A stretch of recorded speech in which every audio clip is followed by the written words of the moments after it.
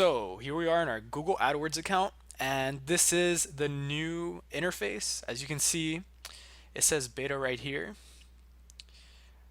So yeah, this is the new interface. This is what you will see if you create your account right now.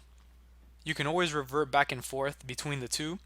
So if you would like to do that, we're gonna go here to the wrench. We're gonna click the wrench, and we're going to see here where it says return to previous AdWords. So when we click that, we're going to be sent to the old interface. And this is what the old interface looks like.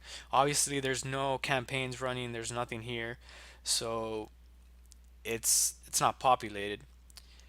But yeah, and if you would like to switch back, you can do the same thing and go to this cogwheel right here and click right here where it says try the faster AdWords beta.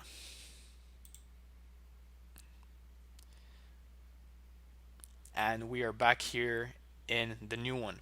So yeah, that's pretty much what we wanted to go over this video, and hopefully now you know how to switch between the two. Some videos will be in the new one, most of them will be in the new one.